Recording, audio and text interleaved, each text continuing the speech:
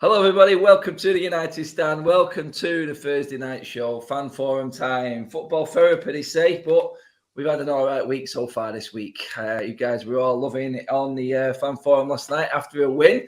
How's the mood now, Jordan, mate? How are you feeling, pal? Good week, good win last night. Although game of 2 halves, like we just said off air then. But all in all, mate, it's been a better week for United, has it not?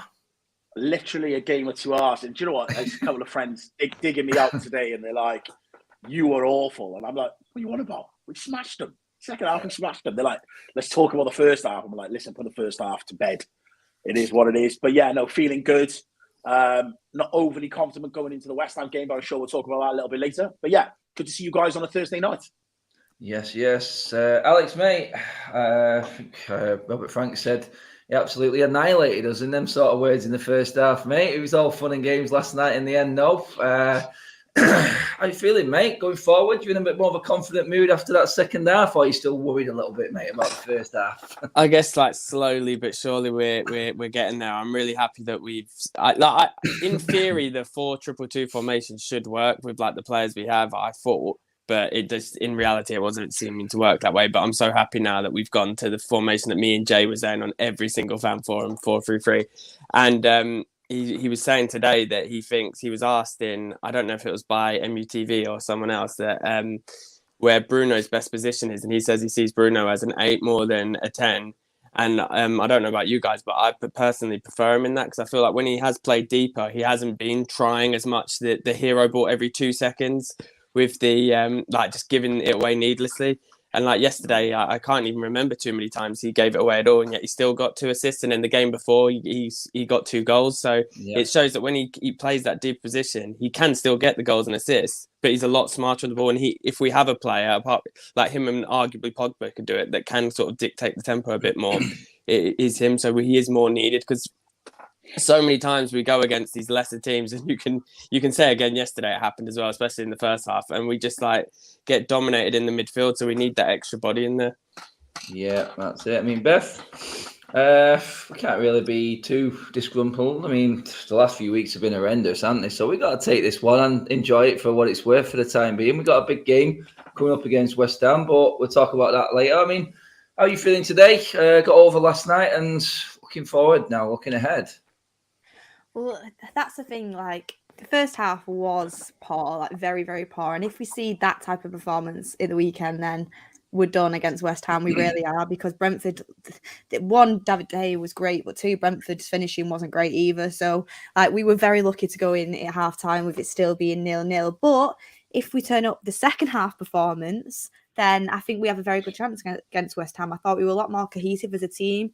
People playing the roles better, and I think we were a lot more organised all round in the second half. But you know what? All I want from Manchester United is I want to see 90 minutes of decent football. Like, the second half for the full 90 minutes would have been great. Not just 45 minutes of crap and then 45 minutes of quite decent. Like, you just want 90 minutes of something good. So until we see that, I'm not going to get my hopes up for anything, really. Yeah, that was it. I mean, if anyone's seen my personal vlog last night, my halftime report was one of, I haven't got nothing, I'll see you at the final whistle. That was literally it. That's all I had, because there was nothing. I mean, if football is good on the pitch, Jordan, mate, no one really talks about much of the stuff going on off it, but that is still there. Obviously, it's silly season. January window is nearly shut, mate. It looks like we are going down the road of only seeing outgoings. Big name, and one obvious one that we are talking about today, obviously, Jesse Lingard. Still clinging on, mate. Still clinging on. But, I mean, Luke Edwards been all over this from the Telegraph today. Romanos, I did say on it as well, mate. Originally, Jordan, mate, it looked like Newcastle were ready to pump up 12 million and take Jesse Lingard out of United. And to be honest, the bunting was nearly coming out, mate, for me.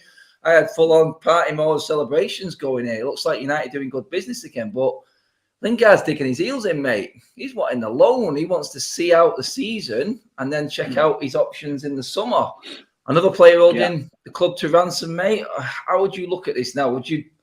He's not going to get in this team, so how would you do it? How would you deal with it as Manchester United right now? What are your thoughts on Lingard and trying to get him out, mate? Yeah, the first of all, I think Lingard is a perfect signing for Newcastle. Exactly what they need at the start of their new revolution. Somebody with a big profile, lots of social media engagement. Exactly what they need. From our point of view, the ball and power is firmly in Lingard's corner. Why would he take a move now when he knows in the summer he can walk to anybody on a free transfer, get a huge sign-on fee, and dictate the terms? We have no power in this situation. All that we're relying on is that Jesse's goodwill, that he thinks, do you know what, before I go, let me try and generate some revenue for the club as a goodwill gesture.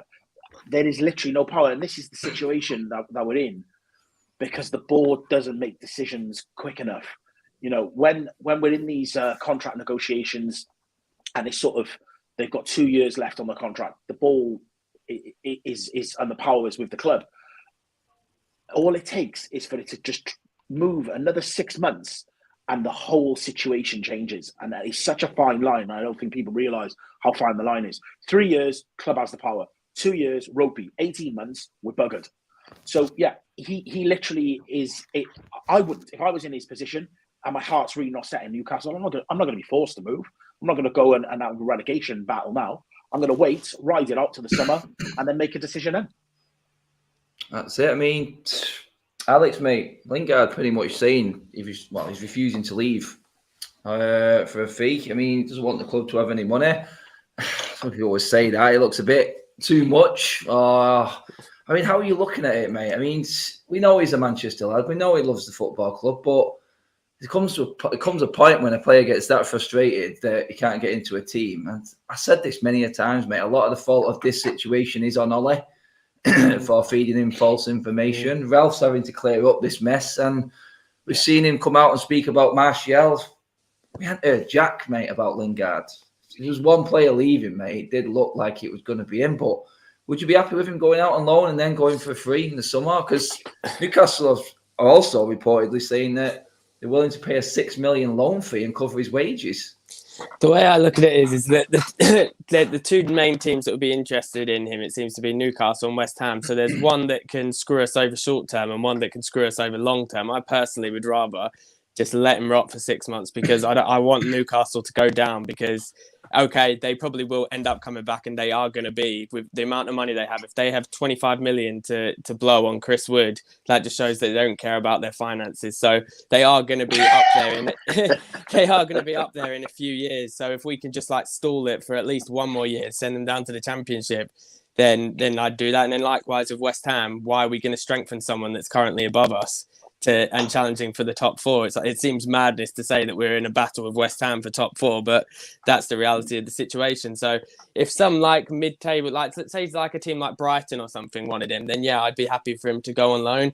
But someone that's actually a real conceivable threat, either short-term or long-term, I really don't do it. But from his perspective, like maybe if he doesn't want to play a year in the Championship if they do go down, I don't get why he wouldn't go to Newcastle, because it's like they've shown with like the signing of Kieran Trippier, and like we'll see in the summer if they stay up, like the sort of signings they'll bring in. I don't get why he wouldn't want to be a part of that, because like Jordan said, he could be a key part of their team and he would be a perfect signing.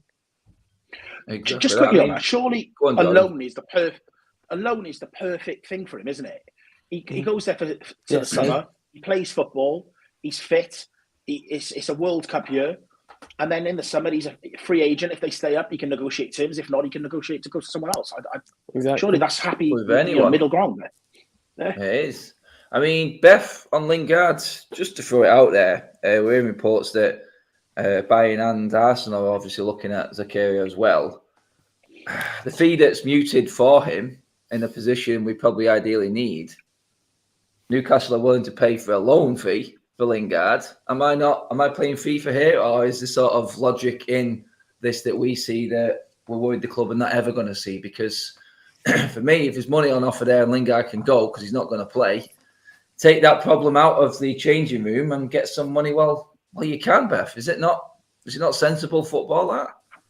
I don't understand why. I mean, I don't understand why we're not going for this Zakaria deal. Honestly, I can't get my head around it. It's like Bayern and Arsenal both interested in him. I mean, they're clubs that are on the rise. I hate to say that about Arsenal, but they are doing pretty well considering the state that they were in last season. Bayern, obviously, the top club in Germany. And I mean, I was watching one of Mark's morning shows the other week, and the stats on Zakaria for that Bundesliga, considering the team he's in, is very, very good. Like, very good stats. And I do think, yes, he might not be all the answers that we need, but in order to turn our season around, have more options in the midfield and be able to play the formation that Ralph keeps saying he wants to play, it would be so stupid not to pay that money for him. I mean, 5 million to Manchester United isn't that much money in the grand scheme of things. It's really not, especially when you could be selling Lingard for possibly 12 million. Like, it's crazy to me how we've not got any of these deals done. I'm not even just talking about Zakaria coming in, the outgoings as well. Like, the fact that no one has left the club this January just shows like how poor Manchester United are. Like, I'm not saying to loan Martial out and pay all of his wages. I'm not saying to do that, but sometimes you're going to have to do something, because at the end of the day, if Martial doesn't want to play for Manchester United, I'm going on off in a bit of a tangent here, but if he doesn't see his future at the club, that mentality, that negativity around the club is in the dressing room, and that shouldn't be there. You only want people in the dressing room and on the training ground that see the future with Manchester United and see that they want to be part of that plan. So if you have to pay some of that loan wage for him, even though how much I rate Martial, if he doesn't want to play, there's no point in being there. You're going to be paying his wages anyway. Like, get some of it paid for and get somebody else in who actually wants to play.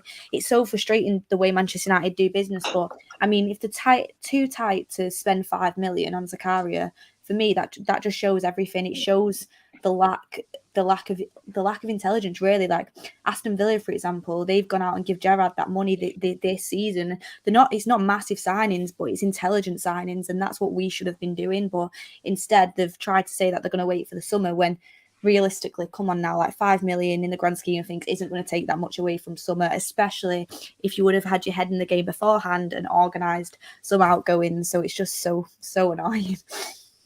Yeah, I mean, Jordan there, Beth touched on it then as well as myself.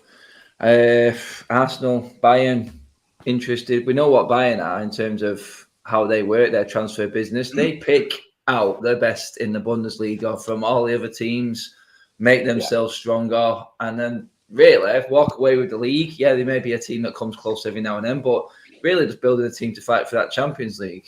They are what they are. And if a team like that and the structure that they've got are interested in a player like that, then why are we not all over Newcastle paving the way, basically, with what they're offering, just to take Lingard on loan and get him out of there? Why are we not in for Zakaria, mate? I mean, talk about the way the club's run there. Beth was going on about it then. I mean, how was kicking off when Lingard was given this deal?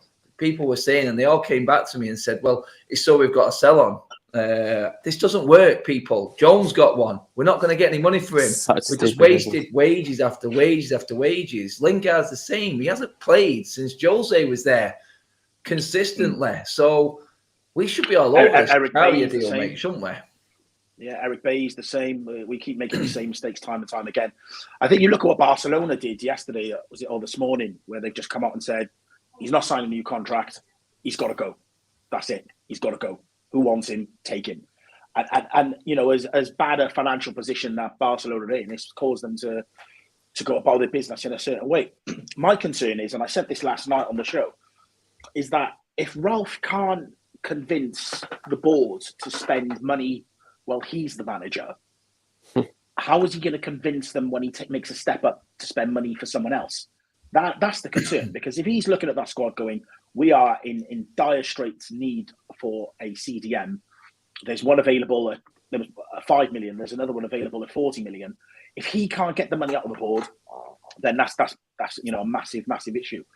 Unless, and you know, I don't even know why I'm saying this out loud, unless there's a bigger plan with our board and they're looking at the summer going, get to the summer, the new manager comes in and they've identified, you know, 3 or 4 world-class signings to bring in and rectify the problems properly. But I just don't think our board are capable of that. But me personally, I still feel like a deal will be done in January.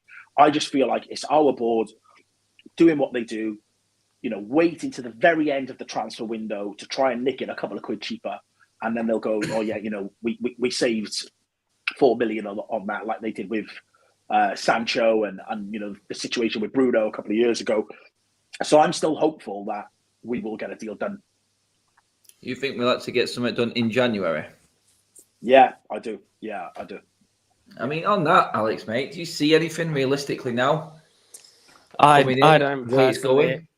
I don't personally. I think they'll see it like, even though Ralph is going up to do the consultancy, and like Jordan said, are they even listening to him? They'll think, oh, why are we going to sign a player for this style? Even though ideally we'd be getting a similar sort of style with the new manager, but they'll say, why are we going to sign a player for a manager that's gone in 6 months? Not technically gone, but you know what I mean. To it, I don't feel like any of the links are really strong enough with the amount of time left. It's so frustrating, but it's completely predictable. But you'd think from like the Glazers' point of view is that we're in a real like strong race for top four. We were talking about before on the air, before we went on the air, about Tottenham and stuff. How if they win their games in hand, they're 4 points clear of Chelsea. No one would. You don't fancy really us catching Chelsea if Chelsea are the ones that are in fourth place, even though they're in a bit of dicey form. Like Beth said, Arsenal are really coming into form now. So we need to change something. Unless I was speaking to someone on Twitter about it, being like that they still have faith in us getting top four. I'm like, we're going to need to click into gear very, very soon for it. Like we have the players that we should have been out of sight in full third, second, or whatever. Anyway. But you're relying on them now, clicking into gear, because we're running out of games now. We're over halfway through the season.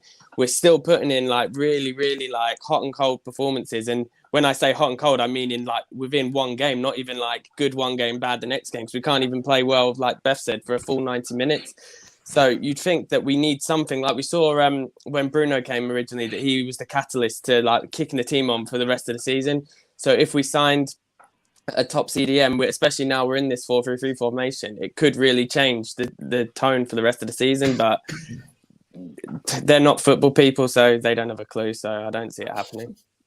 I mean, that's it, Beth. Like Alex says there, top four, 5 or 6 million for Zakaria. If that helps you get that extra 40, 60 million that the Champions League brings now, then surely you would look at it that way, because we're talking about not being football people. But what they will know is, look, if Ralph says to him, look, if we get this guy in here, there's your extra income from the Champions League next season. If we don't have that next season, then they're going to look at it and they go, we haven't got that much money. And like we've seen, the sponsorship deals, they're not absolutely groundbreaking deals now. They've sort of hit where they're going to be. They're not going any bigger. Football have to start coming to the fore soon enough, Beth. And 5 million investment, that's not really an investment, because you got Jesse Lingard going for 6 on loan. You still got him at the end of the season. There's your money to pay for him. That could be a huge investment if it helps us get Champions League football and the money that brings. I'm talking sense. I feel like I'm talking sense, Beth. But explain to me why this isn't happening. I don't know. Well, the problem that I have with it is that I look at that midfield for the options for the pivot. Well, we call it a pivot.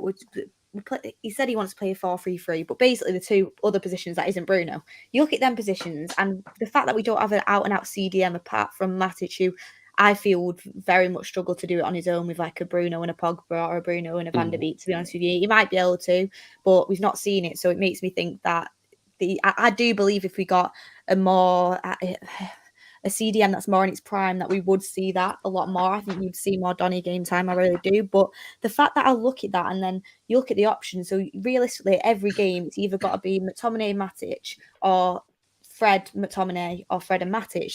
That's all we're ever going to play, because that's what we've seen under Ralph as well as what we saw under Ollie. But then I look at the options, and McTominay, before he had a couple of decent games recently, I mean, I think everyone was saying how poor his performances were, but yeah, he has put in a couple of good games. And I look at him and I think, if he gets injured and it's just Matic and Fred, like, I'm seriously worried.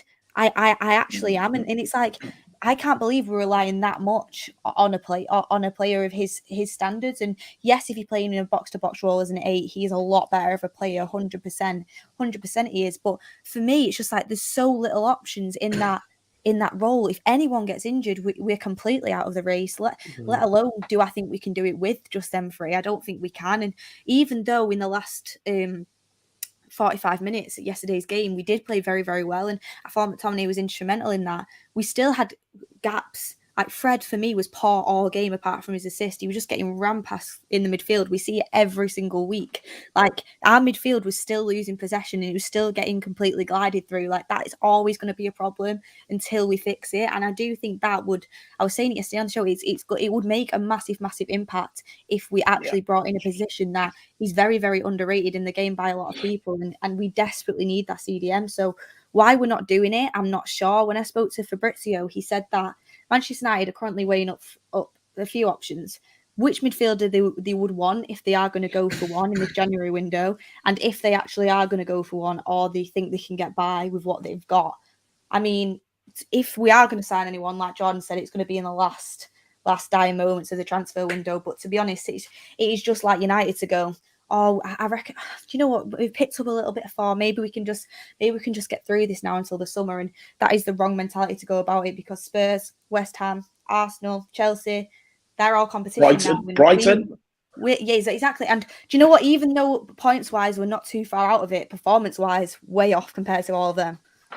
That's it. I mean, Jordan, is there a case to say, look, in years gone by, United have been criticised for buying players and they've not been good enough for Manchester United? Is there someone there at the moment who's saying, look, yeah, we're saying this looks like a good deal, but it might not be the fit? There's a case for the opposite as well here, isn't there, Jordan? There might be someone just saying, look, he's not going to make it any better, and then we're going to have another player in the squad who the next manager in the summer doesn't like. Is that a big issue right now? Excuse me. Yeah, I think they have made a lot of mistakes, and they are, paying the price for all those mistakes. I mean, could we be getting a Cleberson or a Jemba right now, mate, or a Bebe? Is another one going to hurt us anymore? Great point. Sure, you keep rolling the dice, and eventually you're going to hit a 6. Just keep rolling the dice. Like, it's one of those things. It can't get any worse than where we are. You're right. Fred yesterday,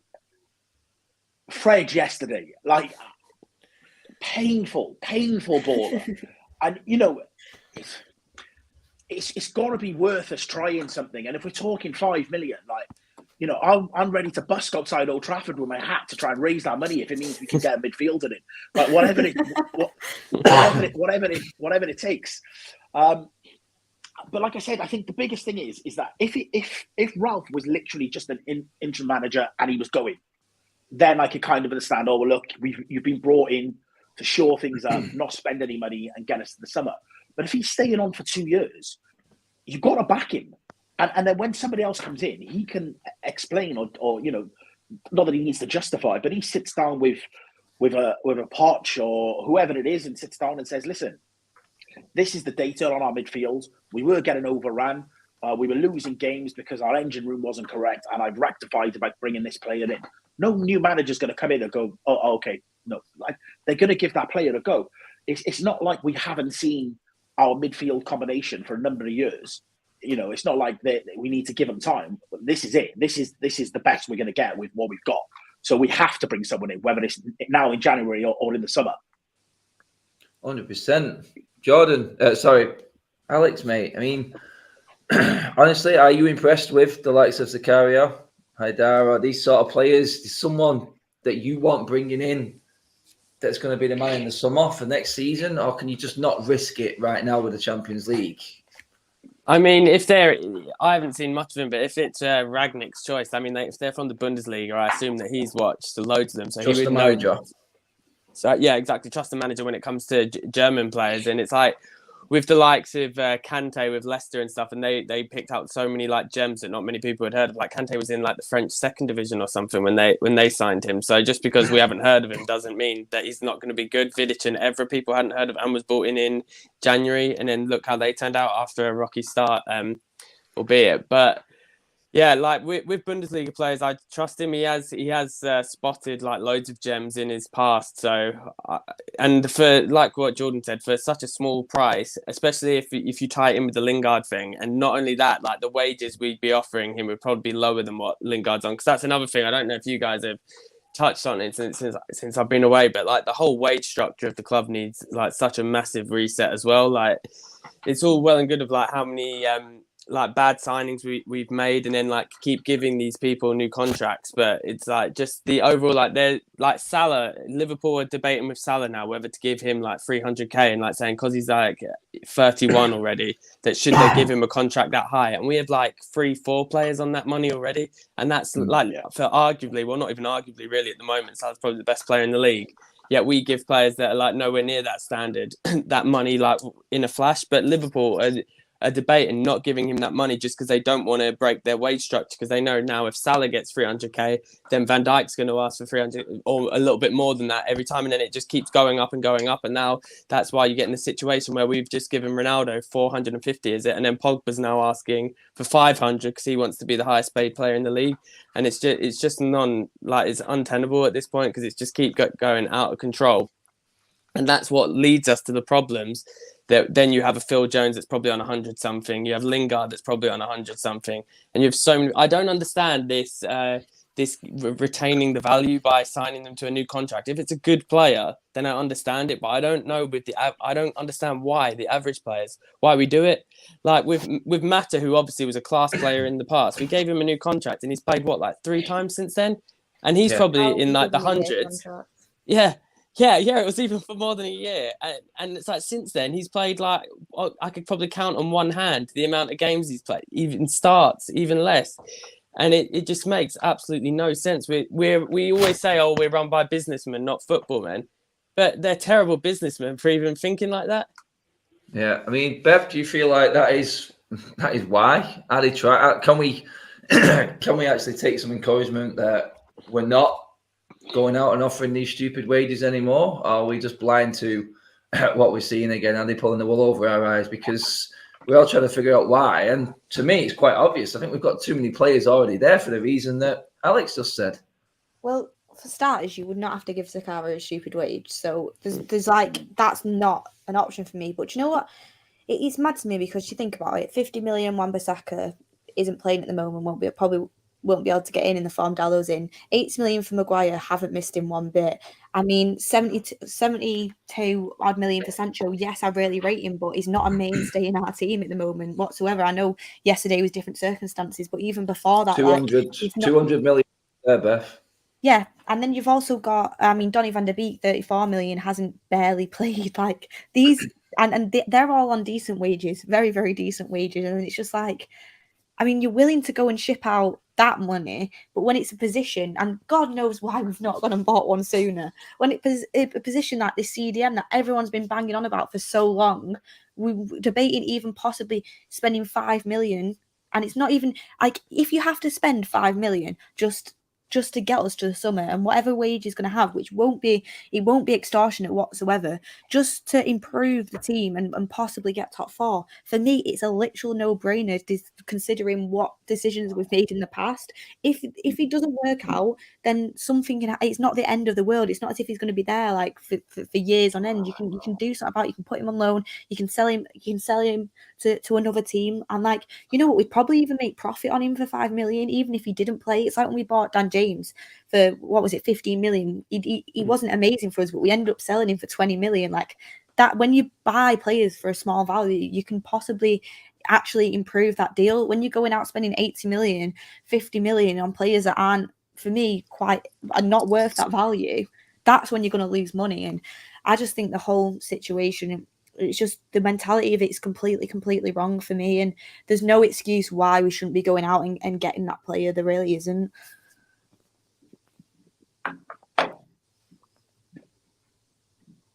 I think Adam's just really thinking what I've just said. He's really Adam? thinking it in. Do you know that awkward second? He's really thinking hard about that. So did I. I thought it was me. And I'm like, is it me? No, it's definitely Adam. Yeah, no, I think you made some really good points there, Beth. It is crazy the amount of players that we are sat on. But again, this is the casualty of changing manager, because I think, you know, if Ollie hadn't moved on, those players would still be playing. But this is what I'm saying, that if Ralph can't get a 5 million backing and a signing in January, what hope does he have to negotiate for the new manager coming in? Like, it really is tough. We turned down money for Pereira Sell him. Let Exactly. him go. They're offering 10 million for, is it 15, 10 million for Pereira, and they're just not like they're not considered taking it. They're not taking it. I can't get my head around that. Do you know what? It would not surprise me if we record Pereira or something back and didn't even take the money. Like I genuinely couldn't. I wouldn't be surprised. But that is genuinely the state of the club. But do you know what? I actually do expect us to get some money in summer with a new manager. I really do. But it's just like, what's the point of Ralph's role then? If Ralph is there, 100% we will get money in the inside summer, him. because it goes in the cycle of like, let's be realistic, we're most likely not going to get Champions League, so whenever that doesn't happen, they spend to get back in the Champions League. It's just like what you say, we could have then just spent 5 million this January to potentially push us into the Champions League. Instead, we're going to have to end up spending absolutely loads, and we're gonna really struggle to shift players. Like you were saying, Beth, about like Wan-Bissaka and Maguire and stuff on our bench. Like realistically now, if Lindelof and Varane keep playing well, then I think I don't see them getting dropped for next game. So Maguire's going to be a long-term person on the bench, and then Wan-Bissaka as well. If those reports are true about wanting to sell Shaw, Wan-Bissaka and Maguire, sure, I think we could make a profit on the 35 million potentially, or at least break even with it. But Wan-Bissaka and Maguire, like Wan-Bissaka, we could maybe get like max 25 for. So that's a 50% loss. And Maguire, we are never getting 40 million for. So we're going to make more than a 50% loss on him. It's like, it's insane. Are you guys talking about that story about them three? Yeah. Yeah. I can't believe the Shaw one personally. No, I don't believe any of them. I think but it's all made up. Well, you say you don't believe it, and I wouldn't believe it in the sense of that I think he's our best, like out of the four, our best fullback. But we all saw that thing that Rangnick was saying about Shaw. I know it was before he had that run of form. But how do we know that just because we've changed our opinion doesn't necessarily mean that he has? Why was he out? Do you feel like that was today, Shaw? Yeah. Do you feel like that was lazy journalism injured as well, though? Well, I do quite easy making that story up. But he's dropping two players that are out. I don't believe Wan-Bissaka's injured. Yeah, neither do I. But then likewise, is Shaw injured? Because it seems a bit weird that they're both injured at the same time. I mean, yeah, it's easily put together in it as well as a story. It's an obvious one to make as well, isn't it? To get though, dropping Maguire to the bench again. Mm-hmm. Brilliant. I mean, again, I actually wanted to get that. I mean, did you guys see the piece of paper that he brought on? Did you see what he said on it when he asked Bruno if he could sit next to him on the coach on the way over? Can I have my armband back, please, sir? The fact that, do you know what? Actually, we'll get into that because we're moving. I'm sure he was moving on to what was said. I wanted to move on to what was said pretty much on the fan vlogs last night. And Jordan, I'll come to you first, mate. One of the fan vloggers actually said last night that we need to build around Scott McTominay. I'd said 2 decent games in 4 games. Consistency is a problem. I mean, me and Beth have spoke about this plenty of times. But, I mean, from last night, looking ahead to West Ham, mate, I know we need consistency. I was actually happy that Maguire came on and didn't get the armband off Bruno. I thought that was a massive statement. I was happy when Ronaldo came. Apparently, he did get it though. Yeah, he got it later in the game. Though. He did get it. I know. I got told that yesterday. I came on. I didn't see it. I didn't see it at the ground. Everyone was like, "Yeah, he did." I didn't see it. I didn't see it at the. I didn't see it. It was after like 15 minutes or something. That was pretty stupid then. But the fact, like Beth said, then Jordan, no, it's Ronaldo comes off 20 minutes to go, kick off. Our captain doesn't start the game ahead of 2 other centre backs. We talked about Wan-Bissaka not getting back in the team there. They're the good points I'm taking from it, Jordan, mate, and shows that he really doesn't care. It's all about who's playing well. Tellez and Dallo have been shining lights over this crap period recently, and the defence last night, I thought, with David De Gea, was our best performers. I think the others took the headlines, but the hard work was done in the first half, mate. I mean, solid, keeping the same team for West Ham going ahead, Jordan. Yeah, a couple of things on that. About the fullbacks, I think it's great that another manager has come in and looked at that squad and realised that actually we don't need to go out and sign. We were linked to multiple fullbacks, but it's within the squad, so that's another area that we don't need to spend money on. The point about building around McTominay, no. Let's move on. We'll move on from that. We've build around Fred. Mate, I wouldn't build Lego around Fred. With the team, I was saying last night, for me, the change for me would be Matic in for Fred. And I really hope he keeps the same back four, because I felt that they played well. And I've been a massive criticiser of Lindelof in the past, and I actually think he's playing really well. He seems to have developed a decent relationship with Varane, and they seem to be communicating together, which is actually quite strange, because you normally have one that is, the enforcer, and the one that's just a bit more skillful and a bit more of a footballer. But they kind of seem similar, if that makes sense. Like you look at Maguire would have been the plus and the negative. But yeah, for me, I hope that Rangnick is strong enough to keep Maguire on the bench. At the end of the day, he wasn't Rangnick signing. So if Rangnick doesn't fancy him and doesn't think he's right, he's perfectly entitled to. I feel like he was the marquee signing for Ollie. So Ollie could never drop him, because Ollie dropping him, that is Ollie saying, I messed up. He isn't right. So Ollie had to hang his hat out, and that was his guy, where Rangnick can obviously make that decision. On the Ronaldo change, again, I think what was nice, and again, different from Ollie, is that he learned from his mistakes. The game against Villa, we went 2-1 up, 2-0 up. He didn't make the changes. We ended up dropping points. He's looked at it, realised he needed to do something. It might not have been what I would have done. I would have rather put another body into midfield and not brought another centre-back on. However, he made a decision and did it. He was ballsy enough to bring Ronaldo off. So I'm happy that he was ballsy enough to do that. But I also don't mind Ronaldo's reaction and the fact that he's a winner, he wants to play football, and he thrives off of goals. So, yeah, I'm happy, and I hope he does make one or two changes for West Ham, because otherwise I think we could have a real big problem in that midfield.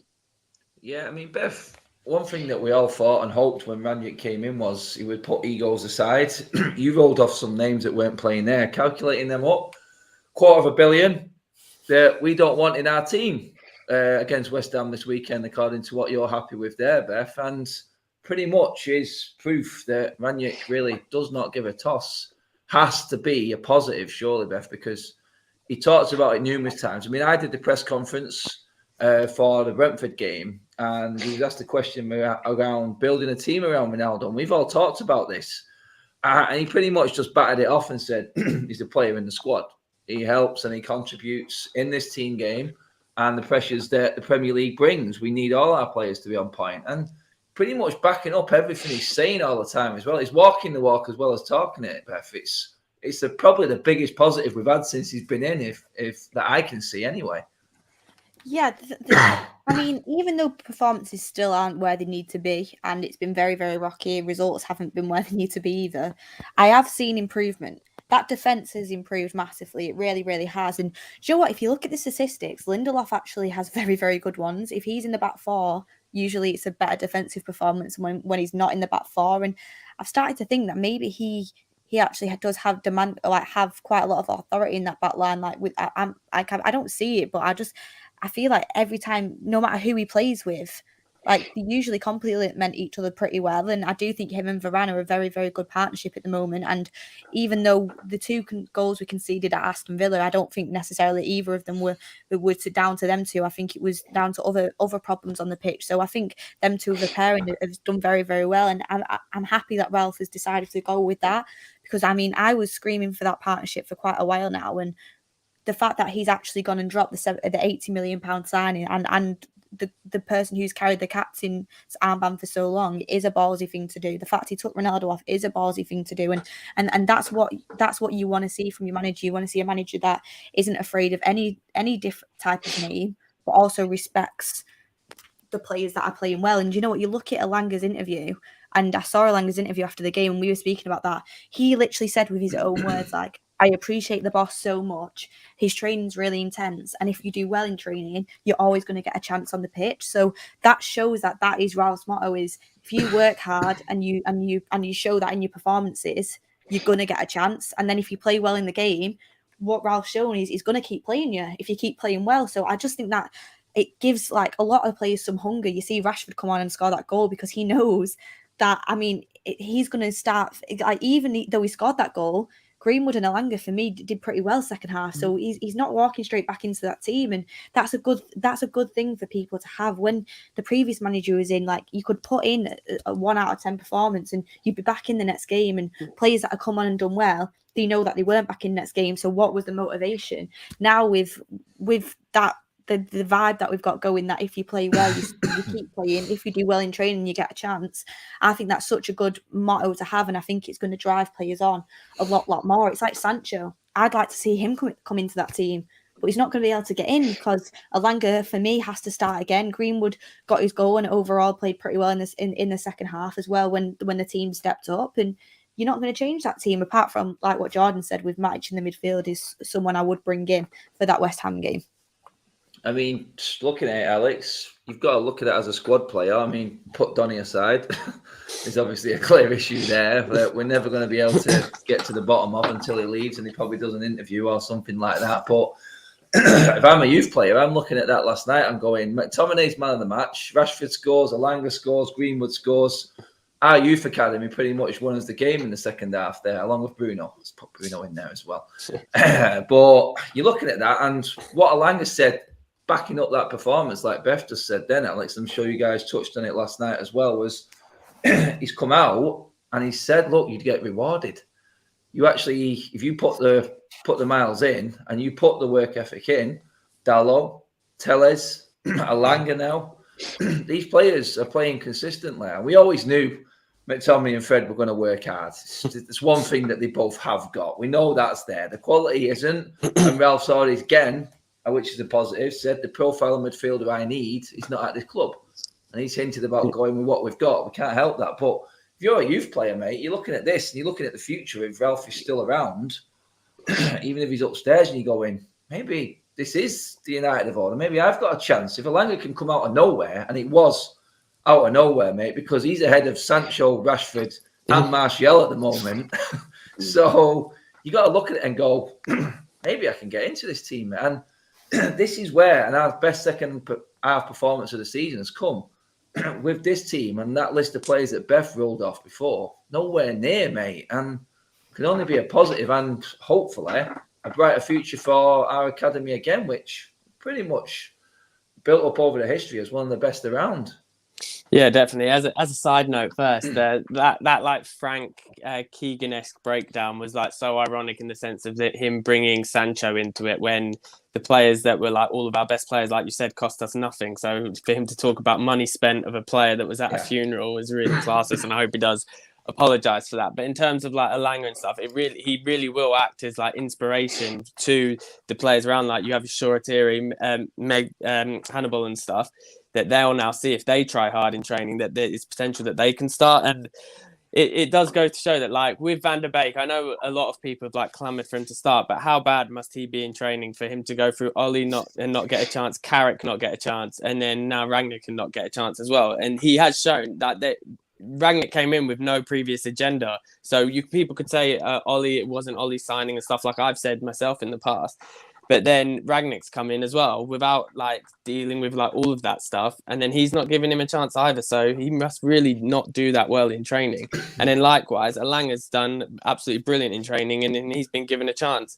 So, and the same kind of ties in with Martial. I know he's wanted to leave, which could play a part in that, but he must not be giving his all in training to not even have a chance, because one player who I think is going to come straight back into the team potentially is Pogba, because he's said in his one training session, he was like waxing lyrical about how good Pogba was when he came back. And he's like, you can tell the level that like Pogba plays at. So I think Pogba will come straight back into the team. So it shows again that like, even if you ask to leave, if you're giving 100%, Cavani's another one, that he's still getting game time, even though he's asked to leave. So it just shows that Martial must not be trying hard in training. Van der Beek must not be trying hard in training. So if you try hard, you are going to get a chance. And it is really useful. And some people, for some reason, don't really like care that much about the academy players, even though it's like such a big part of the quote unquote like United DNA. But I personally just love it when we actually get these sort of academy players that like burst through. I think it's such an important part of like United, and it's just we have like as well, we were saying before about like Wan-Bissaka and stuff, like for 50 million, it wouldn't surprise me next season if you see Ghana and Garner and Laird come into the team with at least as squad players, because they can play a real role as well, because they're doing really well on loan. And if Rangnick probably won't be still with the club, but if we got like a Poch or some other manager that does give chances to youth, you'll see that continue again, and he could potentially be Laird the answer to our right back issues. Because like, as much as everyone like loves Delo and then doesn't like Wan-Bissaka, I personally don't think Delo's been that amazing. Like, he's been better than Wan-Bissaka, and he did play well yesterday, but I don't think he's like our long-term right-back solution either. But given chance, he's just gone over 50 games, Jordan Delo as well, just hit his 50 game mark. I mean, any player gets a run of games in a team, you're going to find out about them pretty quick. I mean, we already found out about Fred. So, I mean, it's there, isn't it? The proof is in the pudding. You get a run of games, you will find out if that player is good enough. The only reason Fred's in the team is simply because there's no one else. Rangnick's pretty much said that. But one player that Alex did touch on there, mate, is Pogba. And Pogba, for you, in the way we set up last night, how does he come in? Where does he fit into this team for you, mate? Does he fit in at all? Or are you just not giving him the time of day after what's happened? Yeah, it's funny because when I seen him, the picture of that they put up about who won in trading, I thought then, like, how does he get in? But we would say is that some of his better games he's played on the left of that front three.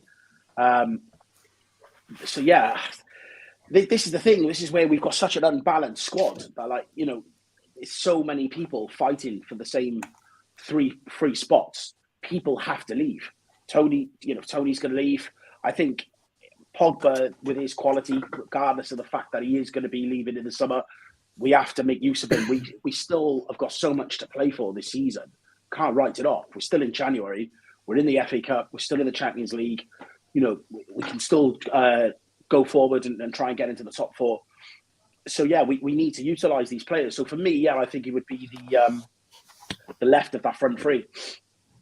Left of the front three. I mean, Beth, does he come in for you, Pogba? I mean, we've got West Ham, and then we've got the break, and he will be back, from what Ralph's talking, for the Middlesbrough game on the Friday night on the 4th, which is our next game after Saturday. So a bit of a break. Chance for everyone to take stock. And you know what, actually, when you think about it, there's nowhere else for these players to go, but it's just train. So no excuse, really, with a full squad, Beth, to come back and not hit the ground running. I do think Pogba will get in the team, especially after the way Ralph spoke about him in training. He seems like a Ralph type of player, the way he's very physical in the midfield, and we need someone in there that can balance the midfield out and play the ball through the midfield and retain possession. And I do think he will. I personally wouldn't play him in one of the forward roles, but the problem when playing in midfield is you can't drop Bruno. And then, like, what CDM do you trust to stay in midfield with both of them? You'd have to really have Pogba and Bruno very disciplined and playing. I mean, they're going to have to be very disciplined to play that role. But personally, I do think when you see him come in, he's going to come in with the midfield into that midfield role with Bruno, and who he's going to play in is the third midfielder is going to be very interesting to see, and that's why. Another reason why we should buy a CDM to actually play in that role himself. Go on, Jordan, mate. No, I was going to say, so, yeah, we play a three of Pogba, Bruno, and Fred. We are in a whole world of trouble. It would be McTominay. I don't think it'd be Fred. It'd be either McTominay or Matic. I don't think Matic can play enough games, so I think it would be McTominay. I do agree that it does seem like suicide, but it's suicide. It would be good to watch. We'd be good going forward. He literally doesn't have the discipline to play him in the middle. When you look at, like, I mean, I know it's very different because, I mean, City is so well coached. But when you look at their midfield three, they have Rodri who plays that role so well. We need our own version of that can slot into a three, but unfortunately we don't have one. But then it's like, if you want to play Pogba and Bruno together, you've got to have one. So Sorry, I was just going to say, the thing is, anyway, though, teams are walking through our midfield anyway. So play them both, and they're still going to walk through our midfield. That is true, to be fair. Like, generally, I don't see Fred get a tackle in barely ever. Like, genuinely, I don't. Like, he's always at people's feet, but he always gets turned. The only time I actually see him win it is when he's pressing from the front. And that's something he actually does quite well. Yeah, really well. Yeah, this is it. I mean, Fred does more damage when he's further up the pitch. I mean, I've seen his overhead kick attempts. Oh my God, no.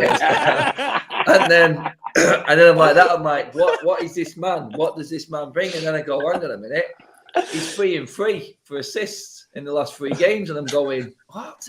What's Fred? Stop tearing me apart from inside. It's like he literally does a whole load of shit. And then cover it with a great assist, and everyone's like, "There he is, past the Fred, he's back." Have you seen the Goldbridge reaction to the goal? He's literally slagging Fred off so bad, and then he goes, a great assist by Fred, like straight after. Like that is literally everyone all game. You're literally there, like, oh my God, I can't deal with Fred anymore. And the next thing you know, he's bagged a pretty good assist. That is the problem, isn't it? I mean, a great assist against Villa, 2 of them, and then another. Brilliant, but you can't deny it. I mean, that ball that he did put in for Lingard was a great bit of vision.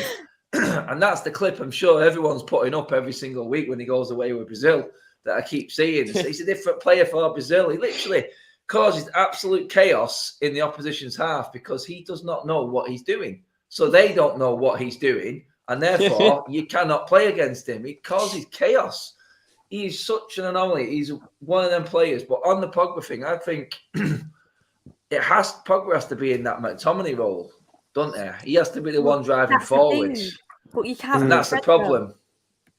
You can't play Fred with Bruno and Pogba. I really don't think we can. That's what I'm saying. I feel we'd have to play him further forward to get him in because I just feel like if we play him in that middle, there's just no discipline there. And we talk about leaving the door open. We're literally wiping someone's ass going forward to our goal as they're coming through us. You play him on the left, and is he going to, like, where you want to play him, Jordan, though, like that left wing? Is he going to track back and help? But in that hypothetical situation that he plays there, then Tellez gets isolated on his own because Pogba isn't going to be tracking back and tackling that much, is he? No, I think he's not. Rangnick's going to want someone pace on that area. Yeah, this is what I'm saying. It's so unbalanced because you've got, someone of his ability and you can't get him in. And we've spent... the last 4 or 5 years trying to unlock the Pogba riddle of getting the best out of him. It's interesting, though. Actually, I'll get your thoughts on this, Alex, now, though. But one thing that Ralph does pipe on about that Pogba has got is that physicality. Because when he's on it, I don't know it's when he's on it, you can't get the ball off him. He holds the ball up better than anyone I've seen. He's brilliant at it. I do believe that he has got a role. Would it not be interesting to see? I do believe that he's gone. I think he's finished at this football club anyway. But would it not be interesting to see under Ralph? Could Ralph make a man out of it? Is he the one, like Jordan said then, is he the one to actually figure out this riddle of Paul Pogba? It's so frustrating because like when he's actually on his game, I think he's like our best player. And it's so ironic that now we finally get him in or start playing now the formation that would be his perfect formation, that left side of the midfield 3. And then his situation of getting in the team is like different than most people's. It's just because they're all crap, but he's just competing with arguably our most important player in that exact position. So it's like if he was competing with anyone else on the pitch for like that sort of style, then he would get in over them. It's just because Bruno is like so like essential to everything we do, and it's like I feel like if he does, maybe he will try playing all 3 of them, but or both of them, sorry. But if he does actually do that, then I just think it'll be McTominay down there. Like he'd have to be like, I know box to box is his best position as well, but he's the only one really that I think would have the discipline and the legs, because Matic obviously in an ideal world would be the player to play there. But I feel like Matic these days, which is like Carrick was still playing older than Matic was and still being able to play regularly all the time. But with Matic, he just seems to only have like 60 good minutes in him. So I don't know if the answer is to play Matic for like the first hour, then bring McTominay on for that bit of energy to play in that role just until we sign a defensive mid. Because it wouldn't surprise me if he played both of them, because you are going to realistically try to fit your best players in, and Pogba is one of our best players. That's it. Beth, do you think he can turn him or not? As in keep him at the club. Make it work for this season. Just that. Beth can't answer that question. It depends on, for me, it depends on if we get a CDM, to be honest. I don't see McTominay, Fred, or Matic being able to play in that midfield consistently with both Pogba and Bruno. And I don't see Bruno getting dropped anytime soon. So, not in the form. I've just seen people in the chat saying Calvin Phillips. I would love Calvin Phillips, but he's never leaving Leeds, unfortunately. Unless they go down. He would leave Leeds. I think he would. I don't know if he'd leave for. Yeah, I don't know if his whole family are Leeds fans. Yeah, for United maybe because his family would kill him. But if like someone like a different good club came exactly, in, I think it's like fair enough. If Liverpool came for him, I reckon he'd go. But like, he's just not going to go to United. But I think he'd fit in so well. Like, when the people said the same about Alan Smith though back in the day. Yeah, I said though, if he went down. Even in the Euros, though, Calvin Phillips was out. Like, he was staying on long. Declan Rice would always get subbed before Calvin Phillips, and that's because of the legs he's got, because of the way the Bielsa is absolutely like got the fitness like on next level. But I mean, I wouldn't say no to Rice either, but I do think Calvin Phillips is still underrated. I know he has got the capabilities there of what we're sort of looking for. He's that perfect sort of midfielder for us. I do agree on that. Really, I just wanted to do a quick shout out to Ace, who was on the fan vlog last night. We didn't get downloaded in time.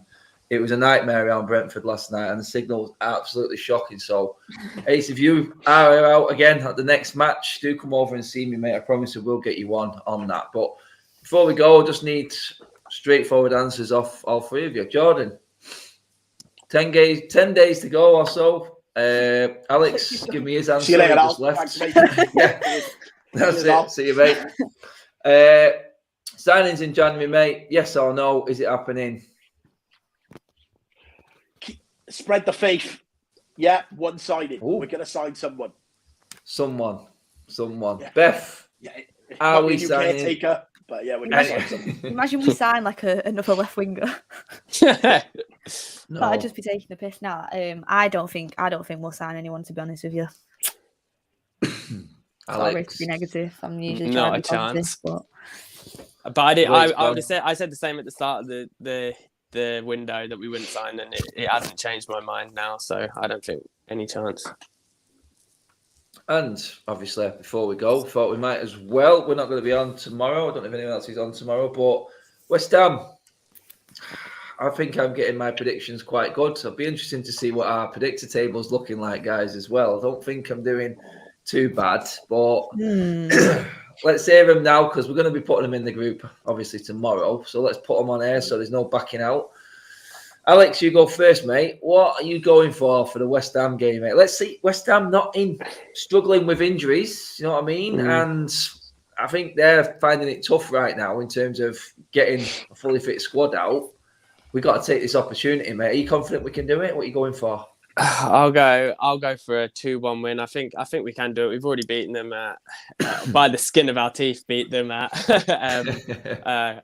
what's called now Olympic Stadium, and then obviously we lost to them in the Carabao Cup, but that was with our backup. So it won't be easy, and they are a good team, and I think we will get dominated in midfield because their midfield's much better than ours. But I'll go with a KG 2-1. KG 2-1. Beth, what score are you going for West Ham? I'm going to go with 3-2 to us. To yeah. United. Goal bonanza. I think after watching the Leeds West Ham game, I think there's goals to be scored, but I also think they will score as well. Like the form that Bowen's in and the rest of the team, like Antonio, like he's going to get a few chances with his physicality and the amount of running he does. I see them scoring, but we just have to outscore them. So I think we'll win 3-2. Jordan, are you as confident as Alex and Beth? No. In short, no, I'm not. I think, as we always say, games are won and lost in the midfield, and for me, they've got a star midfield. However, I do think Beth's right. I think they can be got at. I'm going to go for a 1-1 draw. 1-1 draw. Okay, we have to fix this voodoo at Old Trafford. Our form at home is horrendous, and I know. we have to. That's the most annoying part about Has it. been It's the for games I ages. go to. I mean, I've seen some all right performances travelling around so far this season. So I've been lucky enough to see some of our, well, you can call them the best performances. Yesterday would have been decent, I suppose. Yesterday was very good second half. Like I said, I can't get the first half out of my mind, which is why I'm worried That for the Aston West Villa Ham must have game been- at home. Which half is turning up? That's what I want to know. Can we use the positives from the second half, or are we going to drag back that first half negativity again in the team? Because at Old Trafford, the pressure's on. I did say at the start of the week though that we would get 6 points out of this. I'm going to go 1-0 United in this one. I think it'll be cagey actually. I think it will be cagey. I can't believe how close we are to this top four, having been so bad. I really don't understand how we're still in this race. But everyone Chelsea are around getting us, dragged into it as well now, which is good. Oh, Chelsea are in. Like you said before, Alex, Tottenham can take them. We can be 6 behind them with a game in hand. We've both still got to play them. Honestly, there I was for the at the taking. I think table Spurs yesterday play and them I was next. like, I did not think we'd be that close, to be honest with you. But then you see Tottenham's game in hand and you're like, fuck. Yeah. And that's it. That Arsenal and Spurs game, we really needed to go ahead and get that draw out of it or something like that. Then I was so fuming when Bergwijn somehow scored 2 goals in extra time. I was like, obviously that's going to happen. That's Conte frustrating. effect. Yeah, I Conte know. was very excited about it in his press conference afterwards. Fucking hell, Jesus. Anyway, guys, that is it for the show today. I just want to say cheers for Jordan coming on, mate. Thanks, mate. Always a pleasure. Lovely, jubbly. Beth, as always, thanks for coming on. Good to be on, and I'll see you on Saturday outside Old Trafford. You will. And Alex, as always, mate, thank you very much, pal. Yeah, good to be on. See you on the next fan forum, hopefully after a win. Yes. My voice is clinging on, guys. Literally by a thread. I cannot wait to get a drink. But that is it. Do subscribe to the United Stands. Give the video a like as well and share on all your socials as well, guys. We will be back over the weekend, like Beth said. But for now, that's it. Enjoy what's left of the week. Friday tomorrow and a massive weekend coming up, everybody. We'll see